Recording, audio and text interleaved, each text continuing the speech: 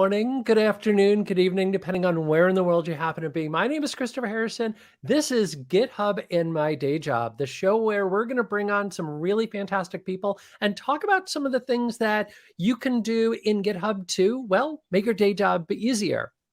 And the first guest slash host slash, well, I think everybody knows who she is. She really doesn't need much of an introduction, but we're going to give her an introduction anyway, or at least allow her to introduce herself, is the one and only April Edwards. So April, how are you this fine, I guess, evening over there in the UK? I am doing great. I'm very excited about this new show that we're doing together. Yeah, I'll be hosting as well alongside you, Christopher. Yeah, we'll be swapping on and off. So next week it'll actually be April hosting. The week after that it'll be me hosting. And yeah, you can expect to see an awful lot of us. So April, do you want to take a minute or two and let everybody know who you are? Sure. So I'm April Edwards. I am what is my job title these days? I've been at GitHub for just over 4 weeks now, and my job is a senior enterprise advocate. There So you go. I help teach people about GitHub and all the amazing things we do, how we deploy to the cloud, how we do all these amazing things.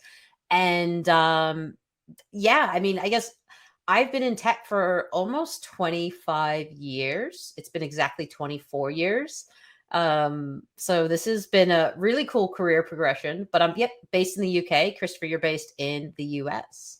I am based in the US. Yeah. So I'm Christopher. I'm based here in Seattle, and I've been at GitHub for slightly longer. I've been here now for 9 months, which is a little wild.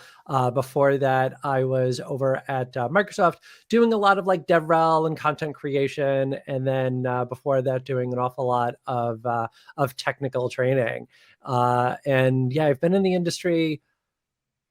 I'm going to need to take off my shoes to be able to count that high. It's been a spell, but It- yeah. So kind of bounced around doing a whole lot of things, which it's been fun because I've been able to like pick up all sorts of different things along the way, and really love chatting with people about different things. And speaking of chatting, we are live. Mhm. And so please feel free to ask questions, post comments, and otherwise, you can also use our little hashtag, GHDJ, GitHub in My Day Job.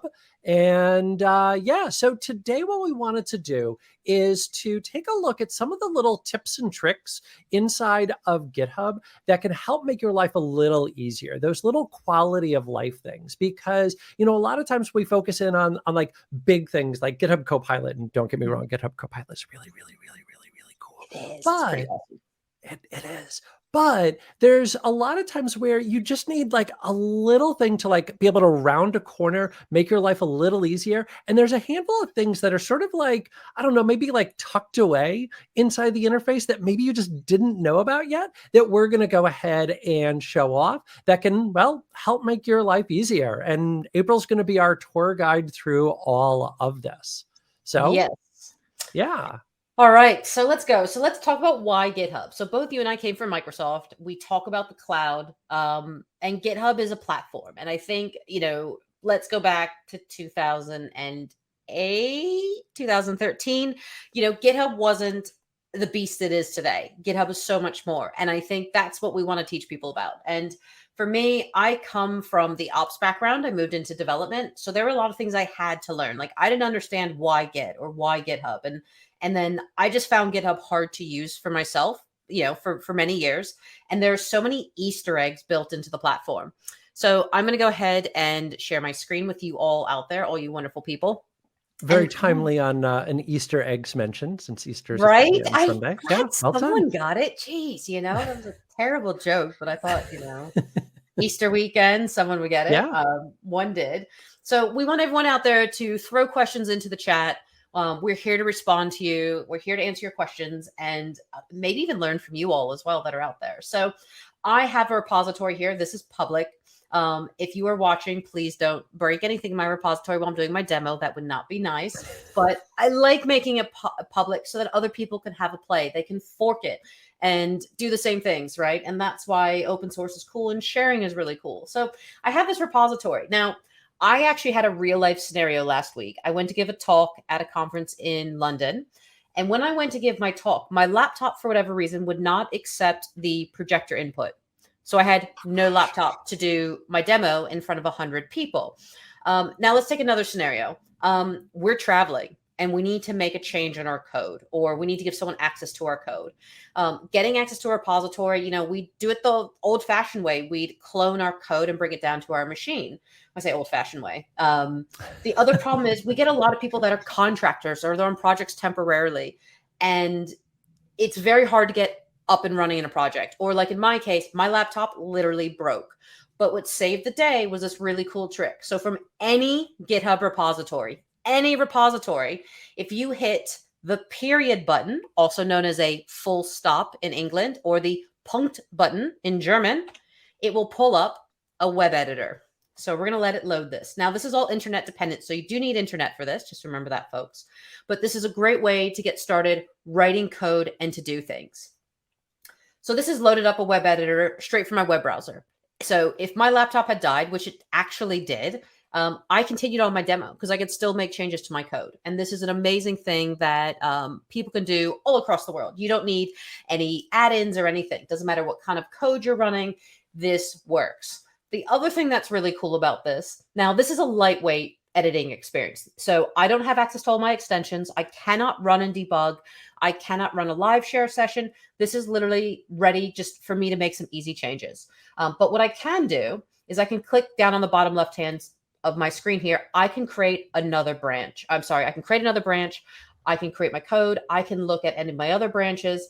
There's all sorts of other things I can do. I can also literally look at any other repository that I'm working from. So this is just one repository, but I can literally go into any of my other repositories and navigate through those and see my code. And this is literally an exact replica of my repository. I can see my source code here. I can see my index file. We can make changes. We can create a branch. We can work off a branch, and we can push that code into source control. So I love this. So if you're literally laptop dies, or you're at your parents' house, or you have contractors working, this is a great place to make code changes from right here. So I love this feature. I think this is a great one. I use that feature all the time, and it's also worth highlighting. You do get a little bit of IntelliSense support in there as well. It's not as robust as a full editor, but you do get some level of support. And to your point about extensions, it's relatively limited, but there are a couple of really cool ones that do still work in there. One of my favorite is one that's called Code Swing, which sort of gives you like a replit, and then there's another one that I cannot remember now the name of, that will allow you to do like some inline editing, and then you can like see the page in live time, in real time, sort of like update. But that Code Swing actually does work inside of there. So it's just a great way to be able to go in, make a couple of real quick little edits, and then away you go. It's just hit dot on the keyboard. My quick and dirty editor, get you out of a problem, get you to make some quick code changes. Yeah, there are very few limited extensions. So that's why, we'll talk about code spaces another day. But I was in the position where I was running a live demo, had no access to my laptop, and I could authenticate in. I could MFA into my GitHub repository because, that's great. We have authentication set up, and I could make the changes I needed and do my demo, and, everything was awesome. So the question was, Scott asked a question, do you get Copilot in there? No. This is really like VS Code Lite. This is a really lightweight editing experience. So it's really, again, like quick and dirty. Just, I need to make some changes. I use it a lot for documentation. Yes. That's probably the best time to use it because you can't really test your code in it. So we're going to be talking about code spaces in many other episodes and like all the amazing features that are built into code spaces. But this is literally just an editor that lets you get out of trouble and gives you some navigation of your source control and your version control system. But that's it. But it's great because you can get people started to make some code changes pretty readily. They can get a PR in, they can do all that stuff, but they're not going to have full feature. Yeah, so you get IntelliSense Lite. It's literally like Diet Coke for code editing. Yeah, and along those lines, just to sort of differentiate a little bit more between this and code spaces, is when you go to commit your changes, when you're doing that in code spaces, because you have a full container that's in the cloud, all of those changes and everything that you're doing are going to be there. When you commit your code from that little inline editor, it is going to go directly back to the repository. So you do kind of need to keep that in mind, that what's happening now is happening now. You're doing it live, so to speak. Yes. So there's a lot less security around it. And I think that's something I like to highlight to people because we work with so many organizations that are enterprise level, you and I, Christopher. And again, it's great for those quick changes, but for a secure environment, absolutely go code spaces. But in a position where you need to make a quick documentation change or look at something, you can open up a colleague's branch really easily and actually look at their changes and have a conversation with them. But this is where code spaces shine. We're not going to talk about code spaces today, but this is where the editor piece is just such an easy thing to do. And if any of you are out there watching, you can fork this repo or go into any of your other repos while we're doing this and do the exact same thing. Yeah. The question came in, and honestly, I don't know the answer to this. I'm literally pulling it up in the background. I do know the answer to this one. Oh, so okay, the question fantastic. is about the built-in yeah. terminal working in CodeSpace. So terminal does not work in the web editor that I just showed you. Again, very much lightweight. This is like Coke Zero. It's not even Diet Coke. Coke Zero, because I think Diet Coke has a few calories in it, if I'm not mistaken. Maybe I'm wrong, but I don't know. But yeah, this is like Coke Zero. Yeah. But yes, the terminal editor is available in code spaces. Absolutely.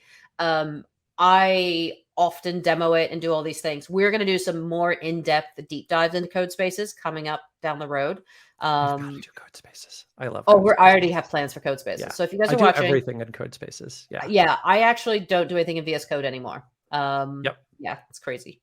But yeah, so actually it's interesting when I open up that terminal. I'll just share my screen again because why not? When I do open up that terminal, you can see the website changes to github.dev. So you can access it. This is actually basically another backed website that goes into the GitHub terminal side, the GitHub website of it. So it changes your actual web address to github.dev as a hosted web page. So it's pretty cool. It is very much Diet Coke or Coke Zero. So awesome. Yeah.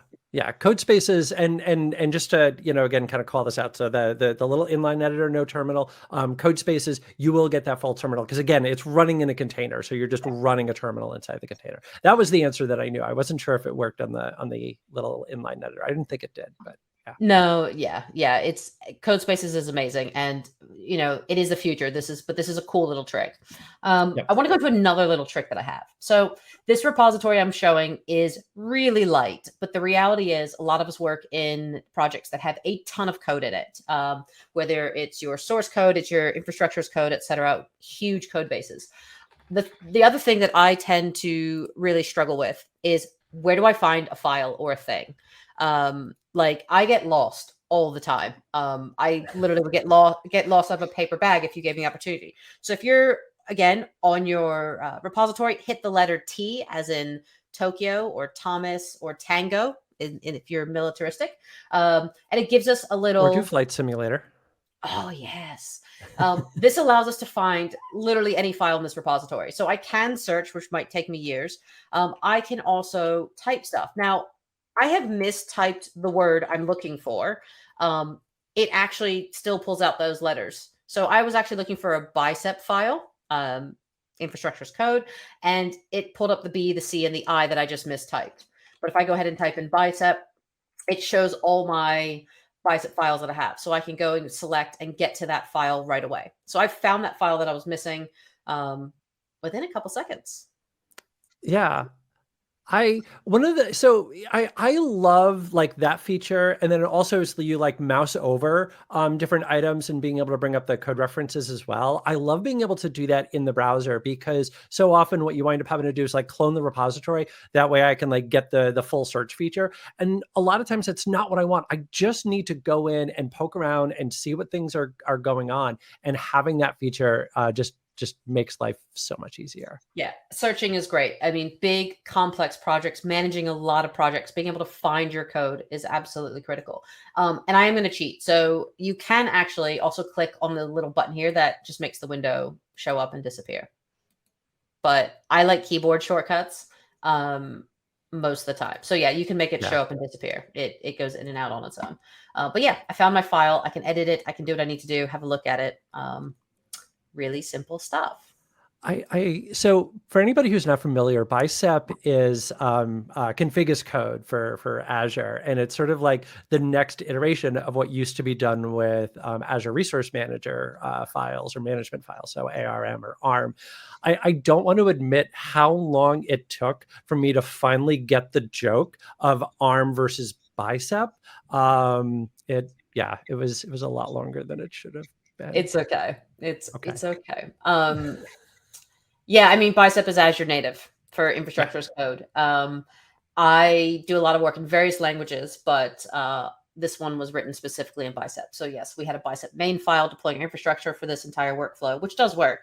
And yeah, it's really cool. So so those are two like functional things that I like to do, and I use those a lot without question. To be fair, I probably use Codespaces a lot more than I use the web editor, but I have absolutely without question used the web editor in anger. The web editor for Markdown files, I really like I know exactly what I need to do. Just a real quick edit. There's no sense in like opening up a code space for that. Like let me just do this right here, and then away I go. The sound effects, by the way, do help when you're doing development. Oh, every time. So I want to show you something else, Christopher. We're going to go a little bit deeper. So these are kind of like my day-to-day stuff I use. But the reality is we're writing code most of the time. It's potentially bad code, but code, right? So what are other things that can help us? When we talk about DevOps practices and principles or software engineering or even infrastructure as code, we need to think about our processes that we're integrating into our everyday working, right? We can find all the amazing tools out in the world. We can have all the processes in place, but as humans, we need to make our lives easier, especially as engineers and developers. So the next thing I want to do is I want to go into our code. So this is live code. This is running a website. I'm just going to go into the index file for this code. There's some really cool things here. So when I look at my code here, there's a lot going on. And I actually maybe want to highlight my code here. I'm going to do it from here. See if I can do this properly. Hold on. I want to highlight my code here. And when I highlight this block of code, I may want to focus in on this code. So very often we create issues or tasks based off of problems, right? Or things we need to fix, things we need to create. So in my code, I'm not happy with this. So as I create this code block, I can do a couple things. I can copy the lines and do some things with it. I can create a permalink to my code. Or I can reference this code in a new issue. So very often when we're working code on a project, we're like, oh, this is actually a bug, or this is actually a task we need to add to our sprint. I want to create a new issue because there's something wrong with our code here. So I'm going to say, this is a new issue. We're going to call it something wrong with our code. Yeah. And yes. So it actually gives us the URL that we can spit out a little permalink. And if I go to this permalink, I really like this feature. It highlights the lines of code and it goes to that section of code and highlights it for me. So when you look at your web browser, it actually says line 59 to line 63 at the top here. And if we look at my code, that is line 59 and line 63. So it takes us, that permalink drives us right to that block of code. And I'm creating that new issue here. So it embeds into the issue and I can say fix website or whatever it is we need to do. I want to assign myself to it. We can add some labels. Let's make it an enhancement in our code and we'll submit a new issue. So being able to highlight blocks of code as we're going means this issue has been added to my backlog. We can do all sorts of stuff with it. I can add you. I mean, we can do all sorts of cool stuff. You've actually just taught me something. Like I pride myself on knowing a lot of little tips and tricks inside of GitHub, inside of our UI. You actually just taught me something. I didn't know that you could actually not only just like create the issue from there, but now looking at the issue, I love the fact that the little code block is there. This is, by the way, this is not an act. Like this is legit, like happening live. I love how it's just rendering the code. I did not know you could just go, boom, I need an issue specifically for this. That's cool. I love this because one thing that I always struggled with, no matter what DevOps tooling you're using, you'd always create a task or an issue from something. And that's great. This is a great way to create an issue based off of something you saw. And you know what? I don't have to leave what I'm doing and context switch for me. And it puts the URL in there. It puts the code in there when we create that issue and I can visually see it. And then we can comment on it. We can do so much more within our issue from this. I love this because as soon as sometimes I've literally, and I have Post-it notes to prove it, taken a physical note and written down the issue and go, oh, I'll do this later. And then later it never happens. And then you go to your like sprint ceremonies and you're like, oh yeah, I found that, but I didn't record it. I didn't make a task. I didn't make an issue. So I love this. Yeah. And what I also, because one of the other things I really hate, and like everybody does this, so I'm not throwing anybody under the bus, is when people will file an issue and it's not overly clear on exactly what it is they're trying to convey or where it is that the problem might exist. So like you're pointing directly to that and you're able to just go click, click, boom, and then away you go from there. So yes. that's cool. That's getting a lot of love in chat, by the way. Yes, I have taught people something today, and that makes me happy. So I'm going to retire now. Well, thanks to everybody for tuning in. I'm kidding. I'm kidding. Yeah, no, this is great. I love this because you can highlight exactly those errors in code. And I have some other thoughts like down the road of how this could be implemented into Copilot. That like in my brain, I'm like, what if we could get Copilot? Oh wait, Copilot has some features coming around this. So there's going to be some cool stuff coming down the pipeline from Copilot. And when we create issues and how we do this. So, so I love this. I love being able to have this organized. It has the snippet of code that we need to change, all this good stuff. So we've created an issue. And for those of you that may or may not have used GitHub a lot, your issues can go into your backlog, right? They create those tasks, all sorts of stuff. So we've done that. We've created that. Now I can go in and make some changes in my code and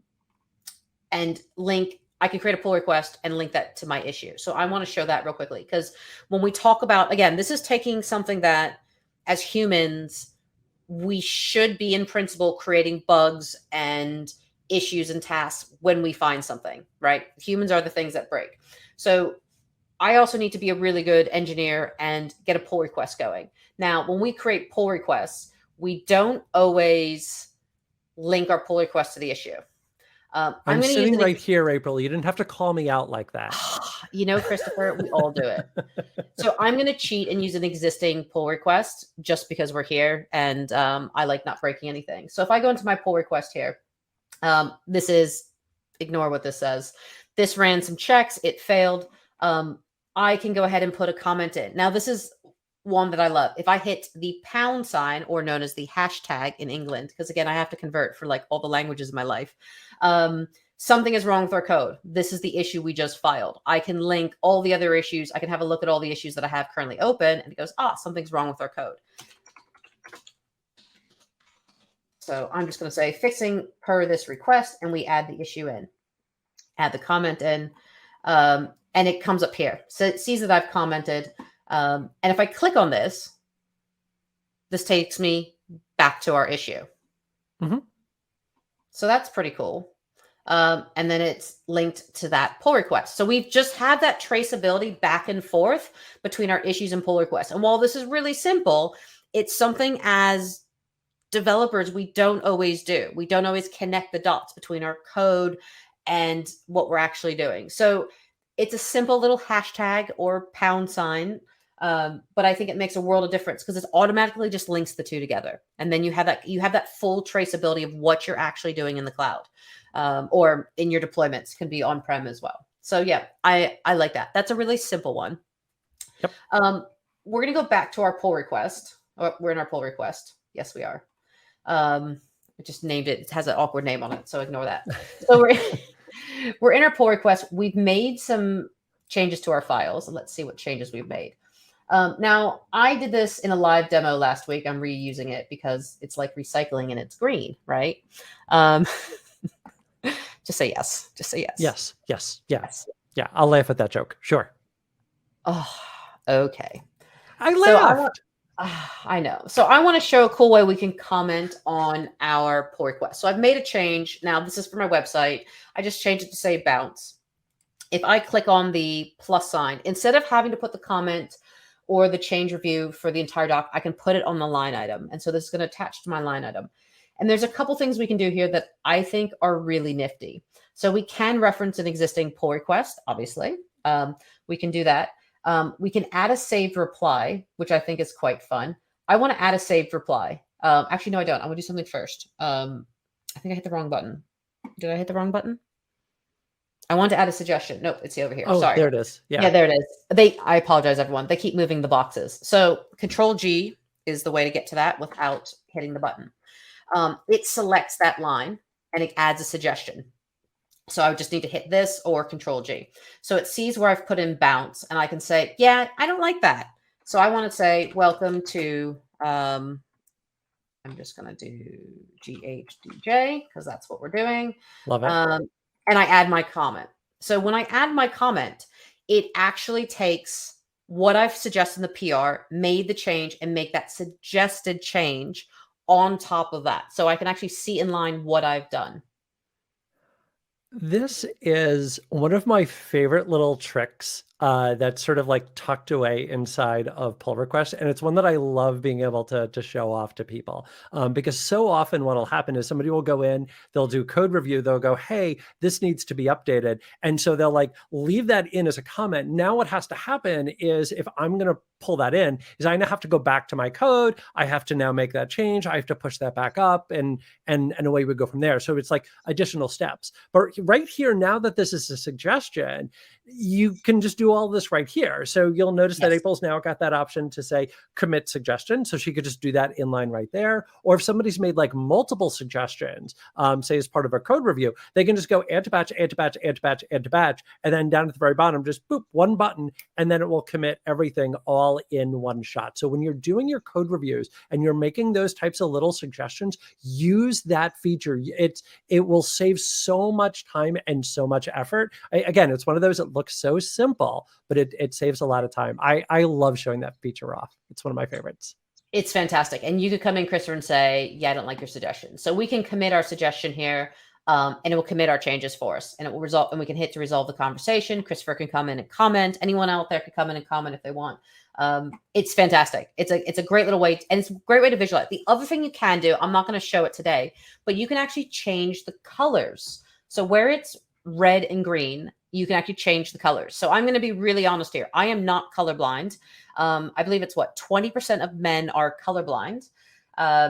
If there are better colors suited to you in your visual field, you can actually change this. So you can actually change your colors in your GitHub settings for your repository just for you.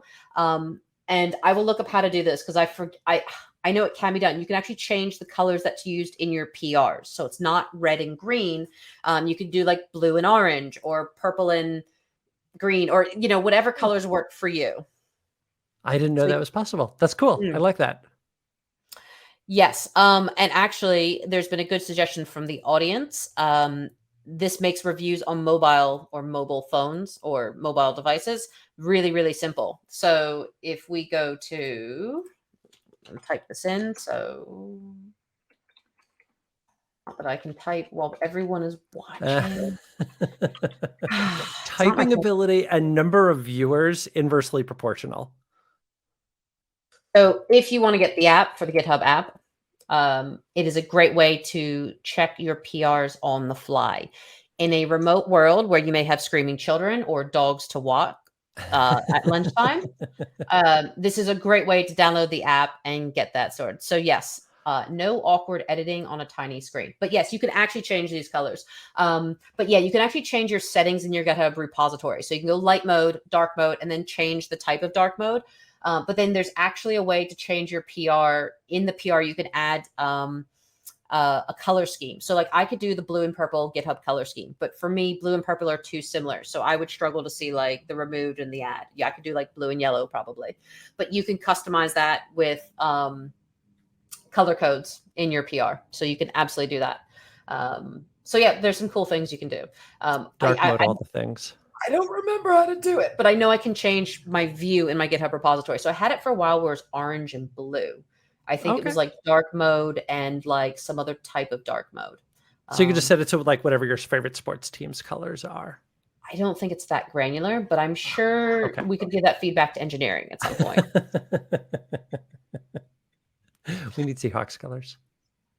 Oh, no, we don't. Go Mariners. Anyways. Right.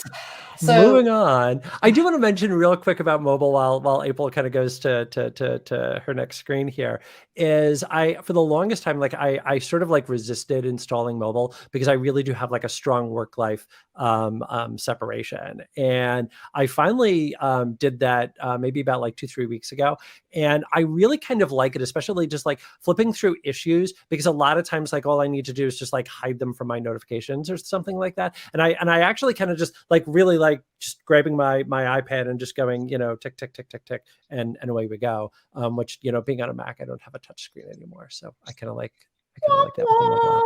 I have a Yeah, touch screen because I'm on a Windows device. yeah, Oh. yeah. The other thing I've done is another tip and trick. I have a Android phone and I have a work profile. So all that fits under my Mm. work profile, and I literally set boundaries, i.e., times of the day where it turns on at 8 a.m. and turns off at 7 p.m. And I can then also push the button and turn it off. So for me, I have some serious boundaries for work because I love you guys. I love working with you. I also like doing other things in my spare time, like not working. Yep. Yeah. Mental health is health. Yes, absolutely. Yep. Absolutely. So, okay. So we've been able to edit some code. We've been able to search our code. We've highlighted some code, put that into our issue. We've then linked our PR and our issue. We've added a suggestion inline. I think there's probably a better technical name we have for it at GitHub. I just call it an inline comment, but don't know. I think that's the right verbiage. If not, we'll go with it. Yeah, we're gonna run with it. Yeah. Fine. I'll go Okay. update the docs now. Fantastic. Right. So I also want to make another comment. So, I love what I did. Right. Welcome to GitHub in my day job. Fantastic. The other thing I'm going to show when it comes to pull requests are comments that we use a lot. So I get bored of saying the same thing or typing because, everyone's watching. You can click this little arrow here that points to the left, and you can have saved replies. So I have a couple that I've saved. Let's go to market, LGTM, because I'll use that one a lot. Ship it or needs another review. So very simply, I hit Control-3 and I can say ship it, and that just fills it in, and then I can close my review, or I can actually do it in here as well. Sorry, I'd want to do it in my resolve of my comment. That's probably a better way to do it. I didn't know that was a thing. That's cool. Oh yeah, I mean, I used to say it all the time, like let's go to market, right? All good. Yeah. Let's go to market. And people look at me like, what? And then I'm like, hey, yeah. And while we're at it, sure. Let's ship it. Get it? Yeah. I didn't do this for this live stream, but quite often I'll use the poop emoji when I don't like it. But I went for thumbs down. I felt that was a little bit more appropriate. But yes, these are all saved responses, so I don't have to type it. And these are ones I use all the time. And you're like, well, how hard is it to really type it? I'm like, I don't know. I just like the ships, or you want to put icons in your reviews. And then all I have to do is add my single comment. I can close it. I can resolve my resolve my conversation. And we're good. And and it's ready to go.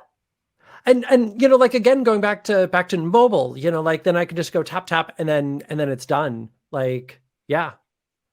It's funny. I honestly, so both Scott and Matthias had mentioned that they thought LGTM said looks good to me. I've never heard that phrase, but it does. Yeah, it does match. I always had heard let's go to market. I think it's definitely been. I've heard let's go to market or looks good to me. I've seen both actually. Yeah. And Jisung says it's like having your own little bot. Yeah, it is. It is. We're building smart development practices into what we do. Work smarter, not harder. I've always said that I'm a lazy developer. Like if there's a way that I can save some keystrokes, then I'm absolutely going to do it. So yeah, like macros, snippets, GitHub Copilot, all the things.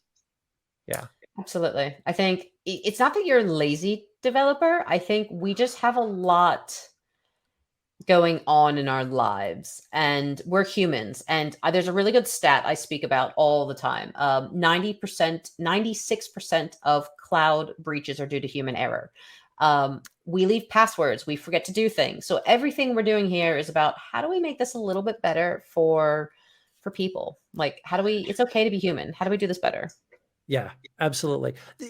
And really, like going back to like those save responses, even if you're going to wind up doing like that, theoretically the same thing, there's still just a little bit of additional mental work. There's a better word that I could have come up with. See, if I would be using this, then I wouldn't have wasted all those mental cycles, and I would have been able to come up with a better word there. But there is like something there about like the mental cycles that you spend, like trying to just, oh yeah, I now need to type something else out. So just being able to go, hey, here's the option, and then away you go, makes things so much easier. I think, yeah. and this is where we start talking about AI, right? There's a lot of stuff coming out AI centric, and people are like, I'm out of job. I'm like, no, we need to be better because we make mistakes or it takes us a while. And, it's really good. Cognitive overhead. Yes, Chris, that was exactly what I was trying to come up with, was cognitive overhead. My head is like a bookshelf sometimes. And when I add a new book, one might fall off. So I need to be careful about the books I add. Yep. Yeah. And not to tangent too far, but like again, like decision making is a thing that if you look at a lot of successful people, like one of the things that they'll even do is they'll pin themselves down to like literally 2 outfits, because even just like those little decisions, you will eventually tire you out. So yeah. True story about Einstein. He literally had like 5 sets of the same clothes, and his wife would like hand him everything when he went out the door because he couldn't waste time on the minute details of getting dressed every day. Yeah. True fact. I actually want to show something a little fun. It's not a super tip and trick, but I like it. And I think it's a cool little actions workflow that is in this repository that I want to show off. So I have an actions workflow that when I talk to people about actions and all the amazing things to do, and we're gonna be talking about actions on this show a lot. When you're deploying stuff, whether it's a test environment, dev environment, and you're working with the cloud, and this is literally in any cloud, like this doesn't have to be Azure. This shows in Azure. I have a workflow file that when I close my pull request that we were just working on, it goes in, logs into Azure, and it deletes what I've spun up. And then it confirms my pull request merge here and that everything has gone happy and hunky dory. So like we can do all these automation things. And I think that's amazing. But I love the fact that I have an action to clean up what I've just created. Because again, it's that thought process of, did I turn that off? Am I causing charges? Am I causing my company too many charges? Are they going to fire me because I spent too much money? So I always use this actions workflow. Anytime I deploy anything to the cloud with a dev test environment, I then destroy said environment when my PR closes. So production safe, by the way, I should mention that. Dev test environment completely closes down. But I love this. This is less of a GitHub trick, just more of a cool little actions workflow. So that one's a little like off the cuff. There's an awful lot you can do with actions. And again, kind of going back to that cognitive overhead, like if I have to leave, like one of my biggest struggles that I have when I'm like dealing with issues and dealing with project management is like, this is now somewhere else that I need to go. So if I can automate, hey, this is now going to close out when I merge my PR or when the deployment is successful, then that's like one less thing that I have to worry about. So yeah, automate all the things. Automate all the things without question. I'm trying to figure out, is there anything else that you want to show off? Or that you want me to show, but let's see. I'm just sort of going back through the list, and you highlighted the big ones.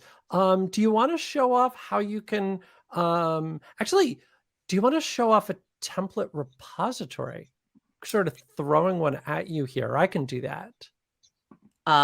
Well, up to you. I have my screen up if you tell me where to go. Sure. So like go to your repository. Yep. So one of the little things, so let's say that I wanted to start working on the code that April had provided here. The normal way that you would do this is you would go ahead and fork it. And so now I've got a copy of that theoretically is like connected back to April's repository. And the whole general flow there is that I would make some changes and eventually pull request that back in. But let's say what I really want to do is I just want to get my own copy.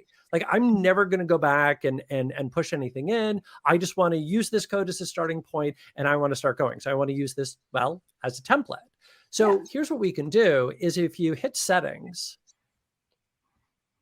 I've done this before. It's been such a long time. And then template repository right towards the top. If you hit that, and then it will just automatically save. Now go back to your code. And now when you hit, so now you'll notice in the upper right, instead of it saying, you know, clone the code or whatever the original text was, it's now use this Use template. this template. And so now you can Oh, say, create a brand new oh, repository. And so it will just create a copy of that. So rather than having that fork and sort of that connection, now this is completely, you know, kind of your own to do with. So yeah, I use template repositories like all the time. oh. Now I have not done this in a very long time, and that is Yep. amazing. Yeah. The other thing you can do is I don't want to see April's branches for the original one, so I can go ahead Yeah. and create a template. Yep. Yeah. Oh, well, that's interesting. Ignore that one. Surprise. Surprise, you're getting decommissioned. We'll fix that later. Right. It's not you, it's just the organization. It's not you. The We're org keeping April. Yes. So this is fantastic. I've created a template generated from my own my other username. Yeah. And I don't have like each other. the forks, watching stars. I have it's clean.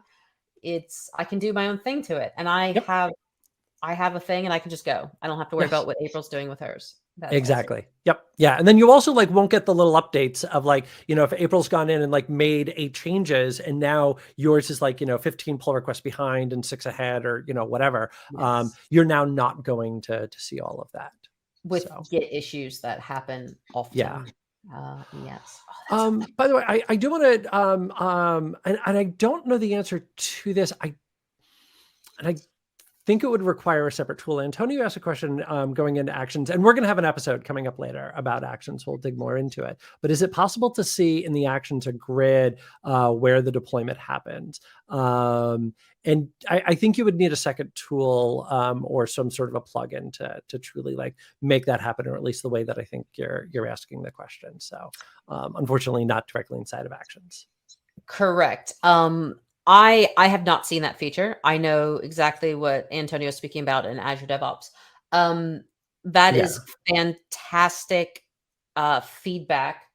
I am going to see, this is where I need like, hold on, let's create an issue. There you go. I'm actually going to create it. Actually, everyone can watch me do this if you want. This is in the same repository. Feedback on actions. I'm going to call it actions graph because in my head, that's what I know it as, if that makes sense. Yeah. So I'm going to assign this one to myself. I'm going to add a label to it. Put it as an enhancement. And I've just put this in my own repository. This is literally my note to myself. Because if I write it on this little like post-it note, it will get added to my pile of 100 post-it notes. So yeah, and I might be able to, can I add you, Chris? Let me edit this.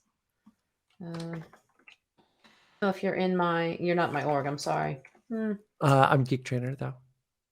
I still don't think I'm in. Oh, that's right. Yeah, my bad. I can't. You're not in this. You're not in this order on this project, but that's okay. Okay. Cool. That's right. I didn't want the work assigned to me anyway. But you'll be voluntold, young man. Voluntold. Because that's real life DevOps, right? Hey, you've just been volunteered for this project, and here are the things you'll do. No. Yeah. Yeah, and actually, a suggestion from Chris was using environment. So, actually, I'll go into this and show exactly what Chris is speaking about. So, we're totally going off the cuff here. I hope nobody minds. In the settings, we have something called environments. And I have 4 environments: test, production, staging, development. And that PR close action workflow that ran took down that infrastructure that went into dev and test because it was just a test environment. So I just spun it up in the cloud and I show how people can spin it up and take it down, and it's just scalable, right? But yes, we can use that in our workflow files. So I have a multiple environment workflow file, an appropriate name, don't you think? Let's go to view. Let's see how, this is the last time it ran. Oh, sorry, I'm in the wrong place. View the workflow file. This workflow file uses environments. Let me just pull it up. So I have my first environment here named dev. and that deploys to each one. And if I actually look at the summary of the deployment, I have the different environments here. So each environment has its own set of tasks. So this is building and pushing my Docker image. Forget what this is doing. We're not here to like deploy images, but we're deploying a container image here. Let me actually pick one that was a little bit more successful. So we have pretty colors, because everybody loves pretty colors. There we go. This looks a little bit better. I use those environments for the staging. So in that workflow file, I am using a test environment, a staging environment, and then I deploy to production. And I can see each element here visually in that workflow. And if I click on deploy to test, it actually has the jobs and all the tasks laid out. So I can see exactly what it's doing. So if I then go into my deploy infrastructure, I can trace all that, etc. So there's been a link here that Chris has put in. I think we can just show it. Let me see if that will work. There we go. That will link you to the documentation for it. But effectively, yeah, I use environments all the time to deploy, A, to protect production, B, because it lets me get the list out of what's happening and gives me that successful setup. So that's a good start. And Antonio, I'd love your feedback, either paying myself and Christopher offline and give us that, or reach out to us. We'd love to hear if that really like takes all the boxes for you, if you're looking for something more. Yeah, so Antonio's comment was seeing if the workflow runs applied to dev test only. Yeah, I also put in gates as well, Antonio. So each of these is a manual gate. So if I click on this, I can review my deployment. I have to tick the box for it to go to production, and I can leave my comment. So how is you'd also add a manual gate into Azure DevOps. So that's how I've done it. But we can definitely dig into that another day when we go like really in depth on this, on actions and workflows and practices and stuff. Yeah. I'm going to share. Yes, do it. I'm going to do something real quick. I want share screen, and I want my window with that. Okay. Oh, sorry. Let me add it in. Okay. There we go. Cool. All right. So I've got a code space here. It's a little Django project, and I've got my terminal window that I'm using down here. I find myself quite frequently going to the command line to do most everything that I want to do. In particular with Git, like I'll sometimes come over here, and honestly, I'll find myself coming over here to use this little window when I want to like make two files part of a commit and then a different file part of a different commit, only because I can never remember how to do that from the command line. I'm just being honest there. But let's say that I've got, my brand new branch, and I say git, let's put myself in the right place. There we go. Git add dot, git commit, tick M, and then hands, because I don't have a really good commit message. Then I'm gonna say git push, origin, and then my made updates. Come on. Okay, so all through the command line, kind of nothing really outstanding here. I just had a new branch, added some commits, push that up. Cool. So now I'm right here. And now what I want to do is I want to make a pull request. This is where that GH, the GitHub command line, comes into play. That with the GitHub command line, you have access to a whole bunch of different things in GitHub. One of my personal favorites is being able to make a PR. So I could say GHPR create, hit enter. And now it will go, hey, what's your title? Made updates, sure, that works.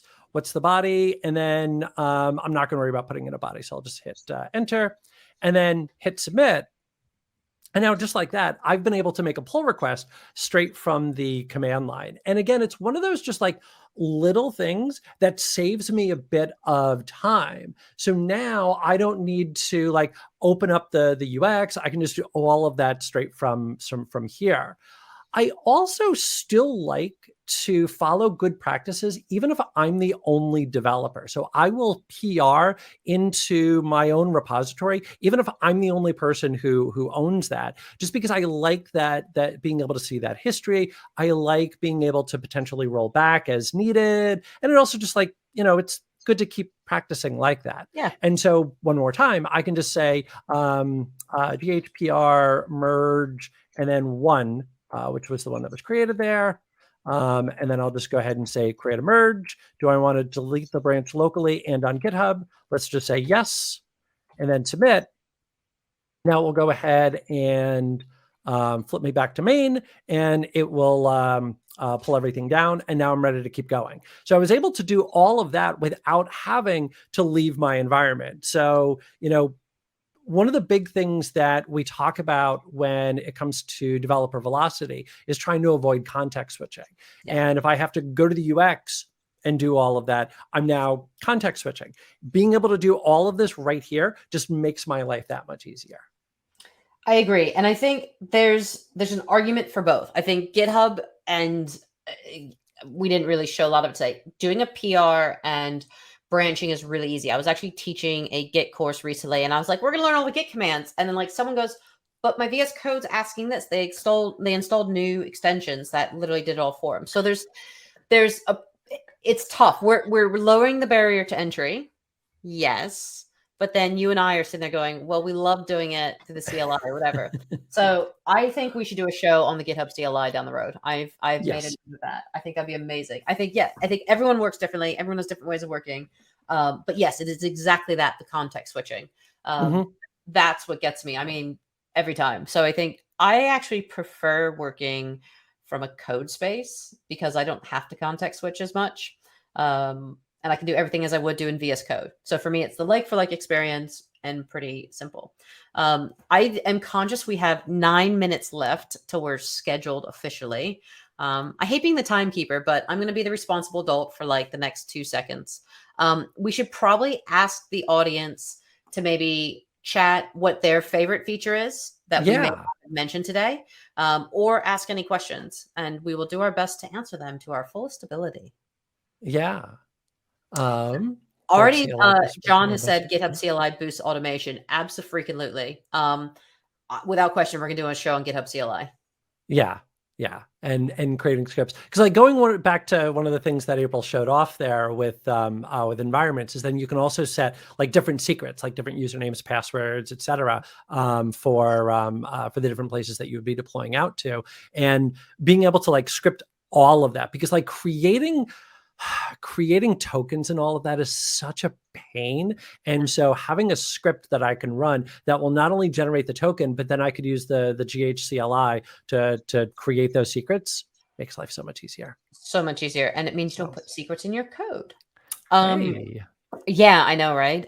While we're waiting for people to comment and talk to us about their favorite features, join us next week for episode 2 of GitHub in My Day Job. We will have the most amazing Donovan Brown on the show. So please do register, tell all your friends. For those of you not in the know, Donovan is retiring in the month of April. This will be one of his last appearances online. He'll be talking about how he develops with GitHub in his day job. And he's going to be talking about Web3 and the amazing stuff he's been doing over there. So register, tell your friends, bring your family, pets, and your Mariners colors, apparently. I don't think he's a Mariners fan, though. So he's probably an Astros fan, which, well, nobody's perfect. Nobody's perfect. Christopher Reddington. We might. He's not Christopher. He's a Christian Reddington. Chris Reddington. Yeah, I know. I'm sorry. There's only one Christopher in this conversation. Chris Reddington, who happens to be my manager, loves OIDC and actions. Yes, Chris, that is coming down the pipeline. Don't you worry. Yep. The code space dragon comment, I'm curious about that one because I'm not quite familiar. So Jing Sung mentions, and please forgive me if I'm mispronouncing the name, but code space dragon comments. I'm curious about that. Love the code change suggestion comments. It's one of my favorite little features. I love that. Yeah, we will be spending a lot of time talking about actions. That we've got 2 shows that are in the hopper coming up where we'll be getting in and talking about actions. We're also going to be talking about Copilot in a couple of weeks as well. We're talking about Copilot. We're talking about actions. We have a lot more show ideas as well. So if you're out in the community and there's things you want to see more of, please give us that feedback. Yeah. Because we're here to deliver content for you all. And our amazing Sophie, who's in the back, the what is she in the? She's in the green room effectively. She's put the link for episode 2 with Donovan in the thing. Oh, and she's even put out a survey. So yes, people hate giving feedback, but feedback helps us give you the content that you want to hear. And as much feedback as you can provide, we want to take. We want to make sure we get content out there that suits what you're actually doing, problems you're having, blockers. We can help get that to the product team and give that feedback. So like even today, we had that suggestion on actions to get a little bit more detail on it. We can give that feedback to the product team because we know there are a lot of people out there that use other tools, whether that's GitLab, Azure DevOps, or Jenkins, whatever. And there's features you want to see in GitHub. You're probably not the only person that's requested that. So we want to get that to the product groups and let them know. So yes, please do the feedback, complete the survey, help us serve you. We're here to help you. We're here for you, not the other way around. So yeah, if there's anything you want to see, questions like, boy, you know, I really wish I knew how to do this inside of GitHub. Chances are there's a way. And yeah, ask us, and we very well may do a show about it. Absolutely. So, yeah, Denzel asked the question, will there be a VOD you can go back and watch? Absolutely. This is going to be posted out to YouTube. We're also going to chop a couple of things up and post that out as well. But absolutely, there will be a VOD. You can go back, watch all of that, see our bad jokes, the whole 9 yards. It'll be a good time.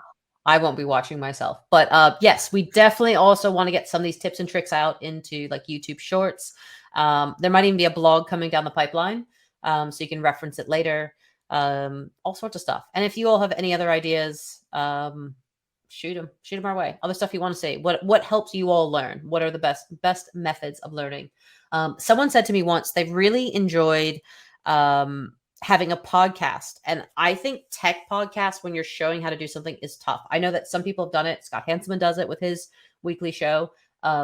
It's tough because you really have to think about how you're describing something. And my ability to use the English language is pretty poor. I speak American English. I live in an English speaking country, like British English. So I'm constantly autocorrecting how I say things. So like, that's why I say like #, hashtag, and period, full stop, or punked, because I get corrected every single day how I say stuff. But it's so hard to describe things when you're referencing line items and things in podcasts. And I think it is a good idea, but I think it's hard. It's hard, at least. I find it hard for me, but some people love it. So yeah, let us know. Right.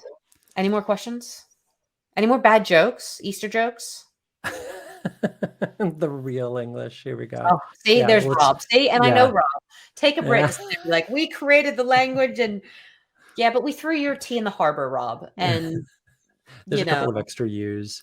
Yeah, they did great. Actually, yes. And Bill Bryson wrote a fantastic book about that. If you literally go like a few minutes down the road, the English dialects are completely different in England. They literally change. Like, you could throw a stone and the dialects completely change. It is quite fascinating. All the intonations.